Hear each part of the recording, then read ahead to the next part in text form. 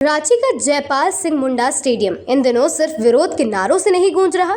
यहाँ किसी के हाथ में तख्ती, कोई भूख हड़ताल पर बैठा है और कोई अपने आंदोलनकारी दोस्त के लिए खाना पानी लेकर पहुंचा है।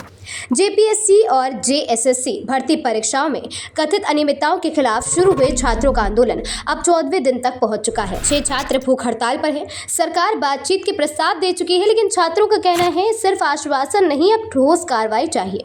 दरअसल 25 जुलाई से जेपीएससी और जेएसएससी रिफॉर्म्स मंच के बैनर तले छात्र आंदोलन कर रहे हैं। छात्रों की मुख्य मांग 14वीं जेपीएससी सिविल सर्विस प्रारंभिक परीक्षा को रद्द करना और भर्ती प्रक्रिया में सुधार और कथित अनियमितता की स्वतंत्र जांच करना है। छात्र सीबीआई जांच या राज्य से बाहर के हाईकोर्ट के सेवानिवृत्त न्यायाधीशों की समिति की जांच की मांग कर रही है। आंदोलन इतना बढ़ गया कि जेपीएससी को 25 से 27 जुलाई के बीच होने वाली सिविल सर्विस मुख्य परीक्षा भी स्थगित करनी पड़ी। वहीं कथित अनियमितताओं की जांच कर रही सीआईडी अब तक 19 लोगों को गिरफ्तार कर चुकी है। इस आंदोलन की अगुवाई में छात्र नेता देवेंद्र नाथ महतो प्रमुख चेहरे में हैं। वे कई दिनों तक अनशन पर रहे हैं। सामाजिक कार्यकर्ता सोनम वांगचुक की अपील के बाद उन्होंने पानी पीना शुरू किया है। और इस छात्र आंदोलन की एक तस्वीर सबसे अलग भी है। जो छात्र धरने पर बैठे हैं, उनके दोस्त उनके लिए खाना, पानी, फल और जरूरी सामान लेकर पहुंच रहे। यानी एक तरफ सरकार पर दबाव बढ़ रहा है तो दूसरी तरफ आंदोलनकारी छात्रों के बीच दोस्ती और एकजुटता इस आंदोलन को लगातार ताकत दे रही है। अब सरकार ने प्रस्ताव क्या दिया, बताते हैं।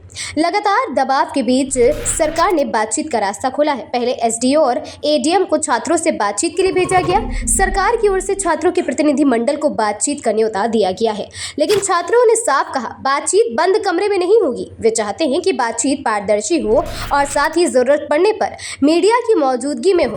6 अगस्त की रात प्रशासन और छात्रों के प्रतिनिधियों के बीच बातचीत हुई। हेमंत सोरेन ने क्या कहा?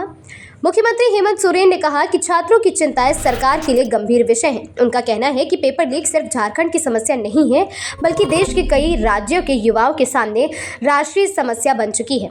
सोरेन ने यह भी कहा है कि सरकार का मकसद केवल जांच करना नहीं, बल्कि छात्रों को कंक्रीट सॉल्यूशन देना है।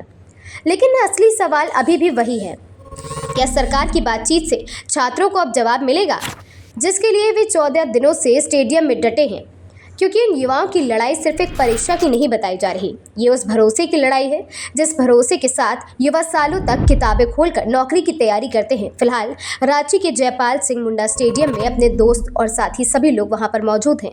छात्र अपनी मांग पर कायम है और सरकार बातचीत के मेज तक पहुंच चुकी है। अब देखना यही है, क्या बातचीत से निकलेगा समाधान या फिर 14 दिन से चल रहे आंदोलन को और भी बढ़ाया जाएगा।